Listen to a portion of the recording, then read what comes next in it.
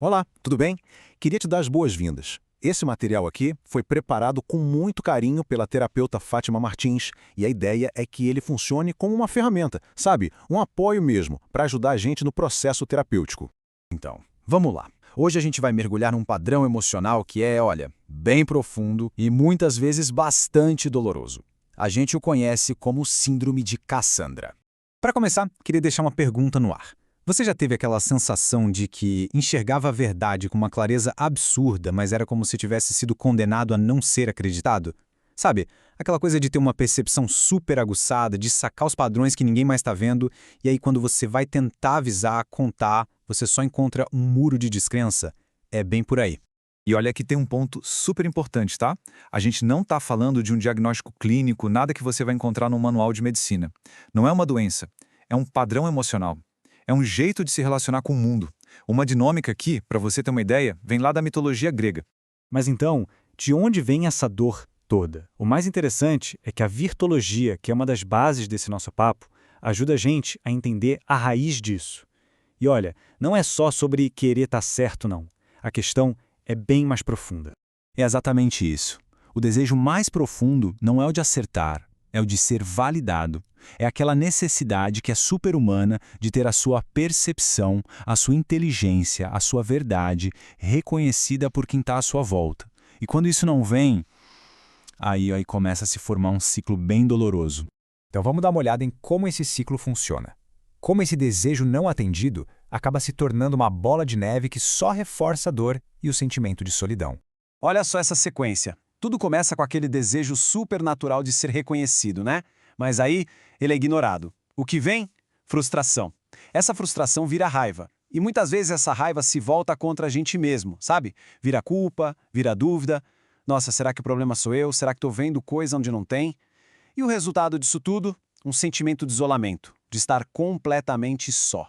E aí a gente chega num paradoxo que é, nossa, super desgastante. Naquela ânsia de ser ouvido, a tendência é falar mais alto, insistir mais, tentar provar o ponto com mais força. Só que, ironicamente, quanto mais a pessoa tenta, parece que menos os outros escutam. É como se levantasse um muro, sabe?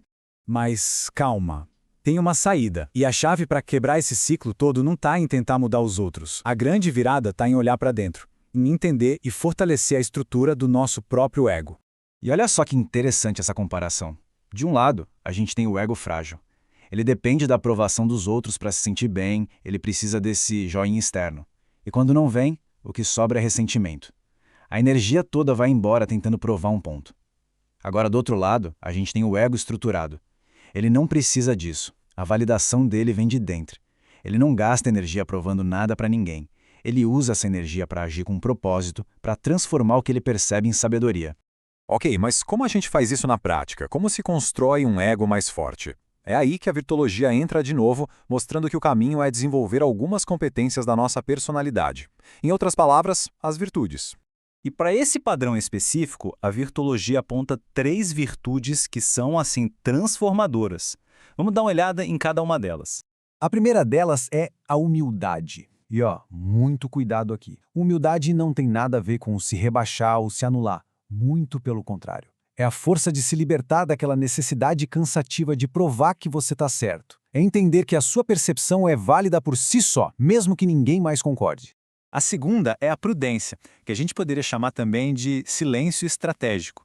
É a sabedoria de saber quando falar, como falar e, principalmente, se vale a pena falar. É parar de gastar energia em discussões que não vão dar em nada e direcionar essa percepção para onde ela realmente vai fazer a diferença. Às vezes, o silêncio é a atitude mais poderosa. E por último, a aceitação. É ela que traz a paz. É a capacidade de olhar para a realidade como ela é. Isso inclui aceitar que as outras pessoas têm percepções diferentes, ritmos diferentes, e que, olha, não é nossa obrigação salvar o mundo ou convencer todo mundo. Cada um tem seu tempo, seu processo. Tá, e o que acontece quando a gente junta tudo isso? Como fica essa pessoa, essa Cassandra evoluída, quando o ego se fortalece com essas virtudes? O resultado é esse aqui, A pessoa não precisa mais convencer ninguém. Ela simplesmente sustenta a verdade dela, mas com paz, com propósito. Acaba aquela luta. Aquela necessidade de brigar para ser ouvido simplesmente vai embora. O que fica é uma força interna, uma tranquilidade. Então, a grande virada de chave é essa.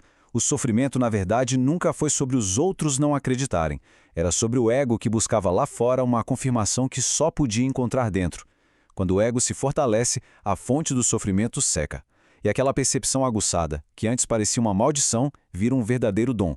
A pergunta muda. Não é mais como eu faço eles acreditarem, e sim o que eu vou fazer com essa verdade que eu vejo. E esse caminho, essa jornada da percepção até a sabedoria, é uma parte muito importante do trabalho terapêutico que a Fátima Martins desenvolve. Para continuar essa conversa e explorar mais, é só seguir nas redes sociais.